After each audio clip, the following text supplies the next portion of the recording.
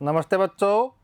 आज हम कक्षा 9 विषय विज्ञान अध्याय 15 खाद्य संसाधनों में सुधार भाग 1 पढ़ेंगे। महेंद्र कुमार जैन, मेरे साथ अंजू रानी। पाठ का सार। 1. भोजन से हमें प्रोटीन, कार्बोहाइड्रेट, वसा, विटामिन तथा खनिज लवण प्राप्त होते हैं। 2. पौधे व जंतु दोनों ही हमारे भोजन के स्रोत हैं।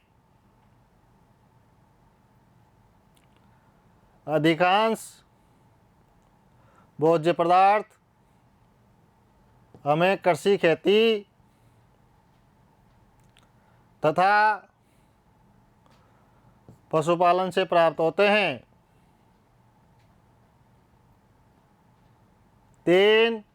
कृषि से अधिक उत्पादन प्राप्त करने के लिए हमें वैज्ञानिक प्रबंधन प्रणालियों को अपनाया है। 4. फसल उत्पादन बढ़ाने के हमारे प्रयास से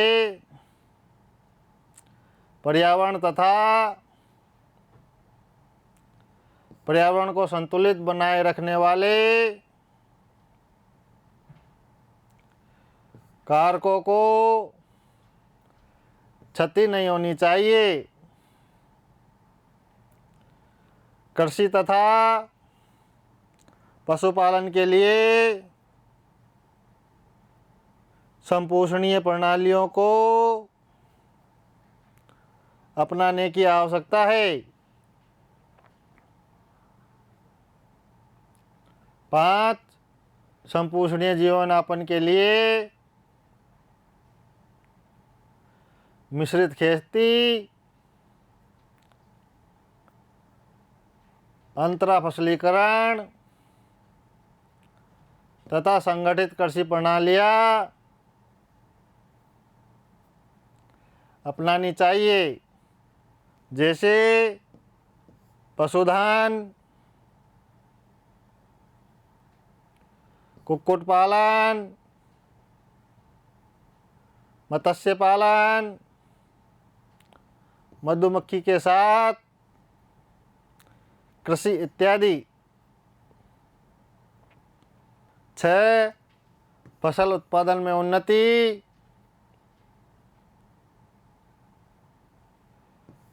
विभिन्न फसलों के लिए विभिन्न जलवायु संबंधी परिस्थितियों, तापमान तथा दीप्ति काल की आवश्यकता होती है, जिससे कि उनकी समुचित वृद्धि हो सके और वह अपना जीवन चक्र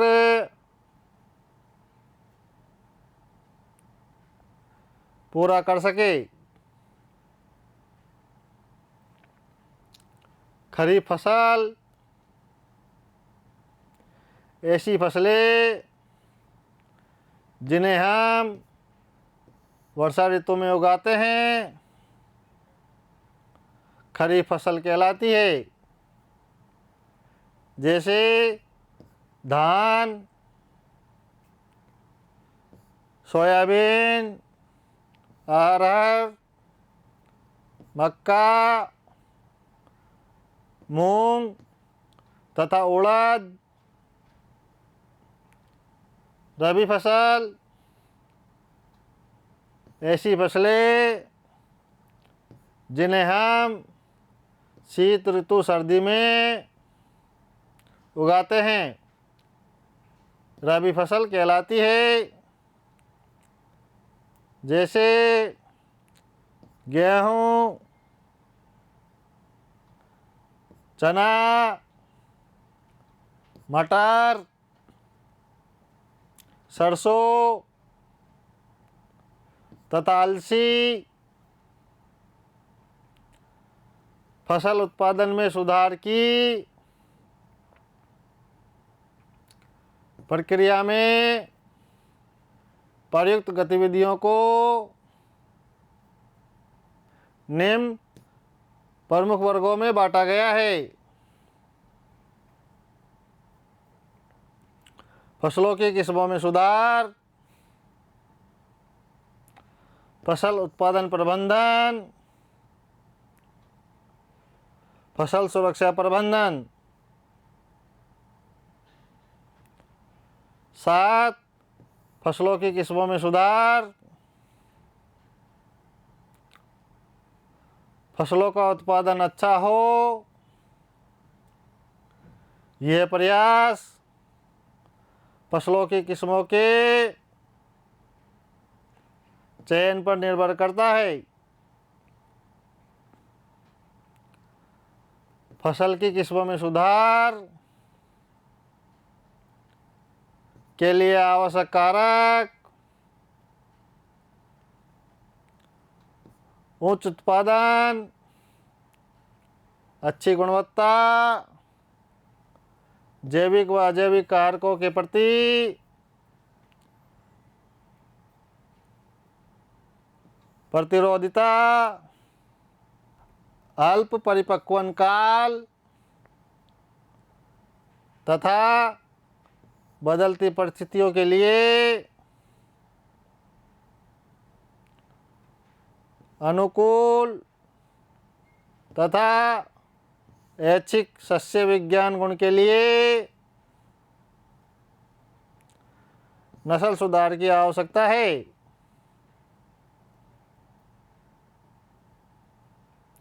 8. फसल उत्पादन प्रबंधन धन अथवा आर्थिक परिस्थितियां किसान को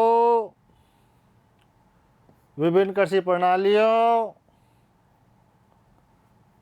तथा कृषि तकनीकों को अपनाने में महत्वपूर्ण भूमिका निभाते हैं। किसान की लागत क्षमता, फसल तंत्र तथा उत्पादन प्रणालियों का निर्धारण करती है, जो निम्न है। 1. पोषक प्रबंधन, 2. सिंचाई, 3. फसल पैटर्न। पोषक प्रबंधन पौधों को पोषक पदार्थ, हवा, पानी तथा मिट्टी से प्राप्त होते हैं। फसल के लिए अनेक पोषक आवश्यक है। हवा से कार्बन तथा ऑक्सीजन, पानी से हाइड्रोजन तथा ऑक्सीजन, मिट्टी से शेष पोषक तत्व प्राप्त होते हैं। इन पोषकों में से कुछ पोषकों की मात्रा अधिक चाहिए, इसलिए इन्हें वृत्त पोषक कहते हैं। शेष अन्य पोषक कम मात्रा में चाहिए, जिन्हें सूक्ष्म पोषक कहते हैं। फसल के लिए पोषकों के मुख्य स्रोत खाद तथा उर्वरक है।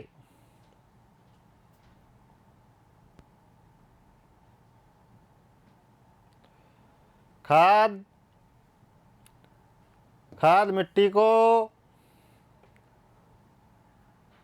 पोषकों तथा कार्बनिक पदार्थों से परिपूर्ण करती है और मिट्टी की उर्वरकता को बढ़ाती है। खाद को बनाने में हम जैविक कचरे का उपयोग करते हैं।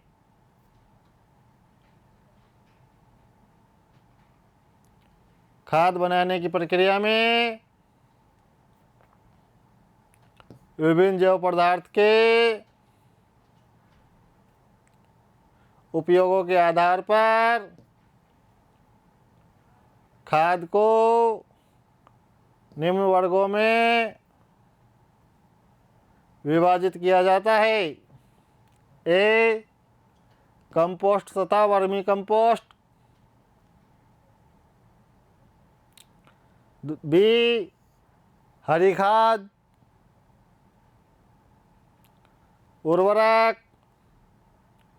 उर्वरक व्यावसायिक रूप में तैयार पादप पोषक है। उर्वरक नाइट्रोजन, फास्फोरस तथा पोटेशियम प्रदान करते हैं। कार्बनिक खेती कृषि। कार्बनिक कृषि प्रणालियों में उर्वरकों, पीड़कनाशकों तथा शाकनाशकों का न्यूनतम या बिल्कुल प्रयोग नहीं किया जाता है। इन प्रणालियों में स्वस्थ फसल तंत्र के साथ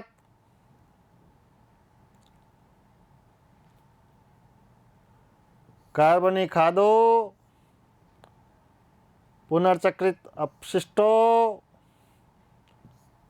तथा जैव कारकों का अधिकतम उपयोग होता है। सिंचाई। भारत में अधिकांश खेती वर्षा पर आधारित है। सिंचाई की विधियाँ पानी के स्रोत की उपलब्धता के आधार पर अपनाई जाती है। इन स्रोतों के कुछ उदाहरण कुएं, नहरें, नदियाँ तथा तालाब हैं। फसल पैटर्न। फसल से अधिक लाभ प्राप्त करने के लिए फसल उगाने की विभिन्न विधियों का उपयोग करते हैं। एक, मिश्रित खेती तंत्र।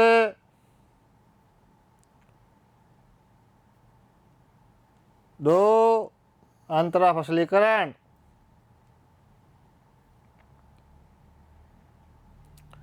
मिश्रित फसल तंत्र एक विशेष फार्म में फसल उत्पादन तथा पशुपालन आदि में बढ़ावा देने वाली खेती को मिश्रित खेती तंत्र कहते हैं। मिश्रित फसल मिश्रित फसल में दो या दो से अधिक फसलों को एक ही खेत में एक साथ उगाते हैं, इसे मिश्रित फसल कहते हैं। अंतरा फसलीकरण दो अथवा दो से अधिक फसलों को निश्चित कतार पैटर्न में उगाने को अंतरा फसलीकरण कहते हैं। फसल चक्र एक ही खेत में विभिन्न फसलों को पूर्व नियोजित अनुक्रम में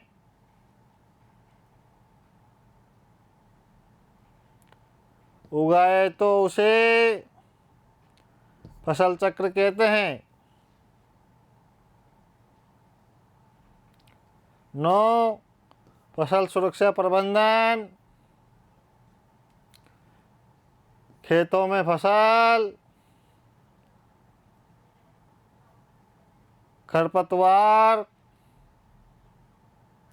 कीट, पीड़क तथा रोगों से प्रभावित होती है।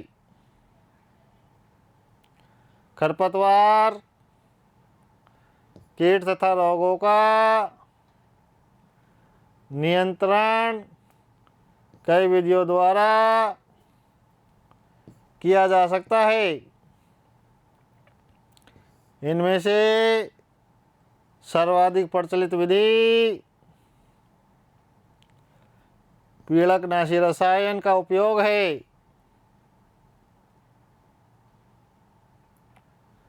खरपतवार को नियंत्रण करने वाली निरोधक विधियाँ पीड़कनाशी रसायन का उपयोग, समय पर फसल उगाना, उचित क्यारियाँ तैयार करना, अंतरा फसलीकरण, फसल चक्र,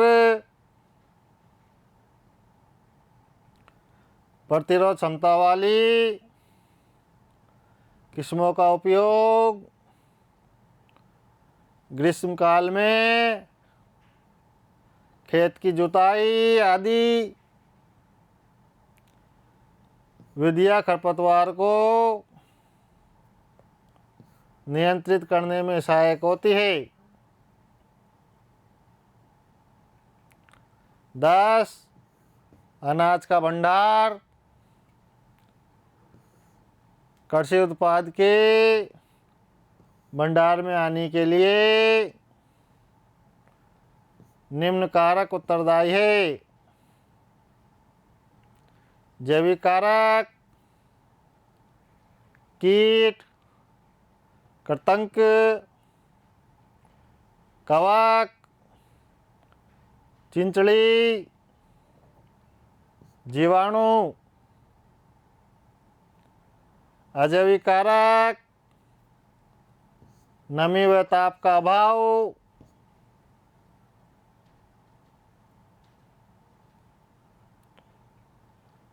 जैविक एवं अजैविक कारक,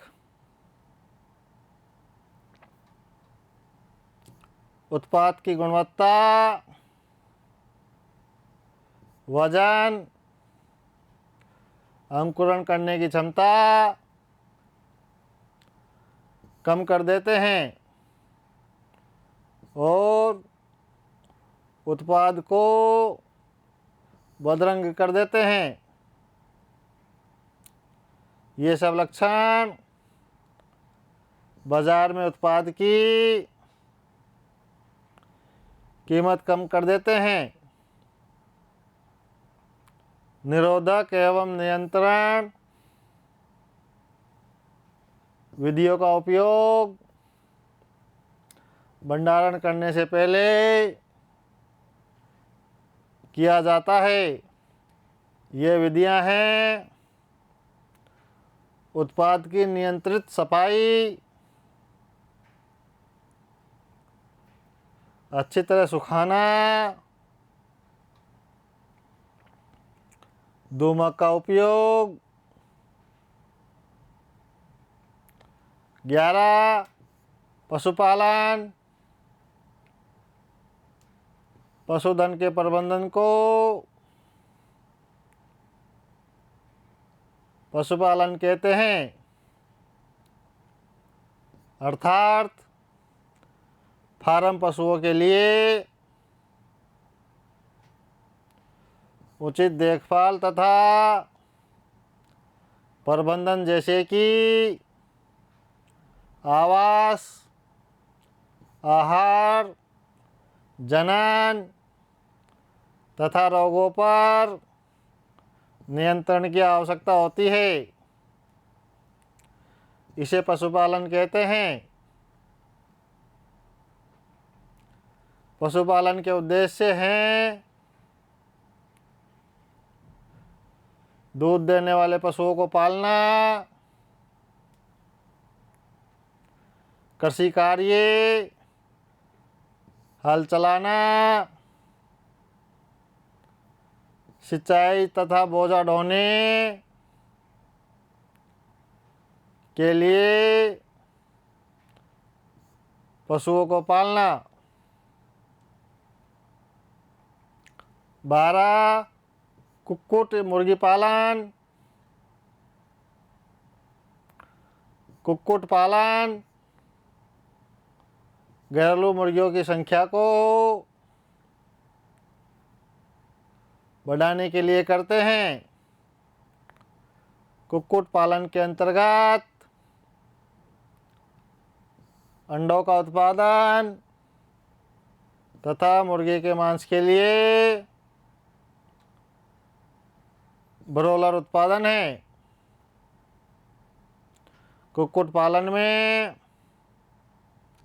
उत्पादन को बढ़ाने तथा उन्नत किस्म की नस्लों के लिए भारतीय देशी तथा बाह्य नस्लों में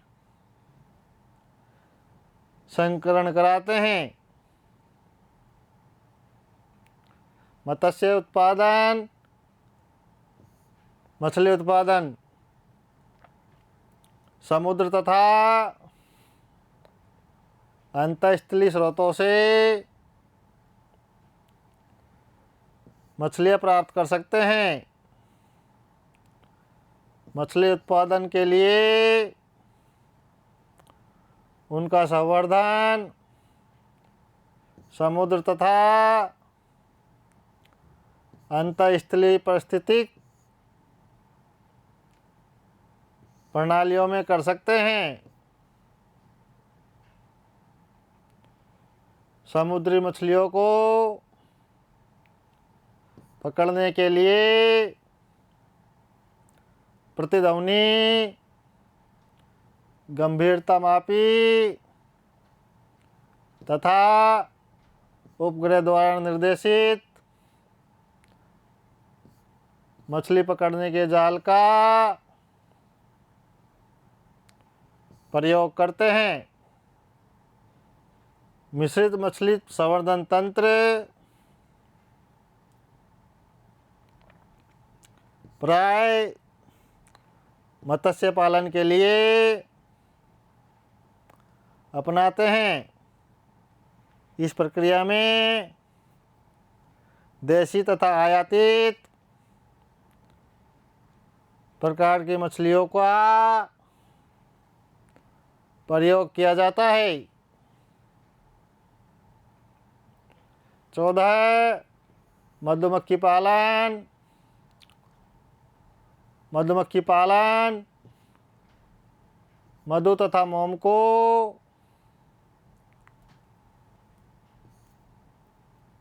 प्राप्त करने के लिए किया जाता है।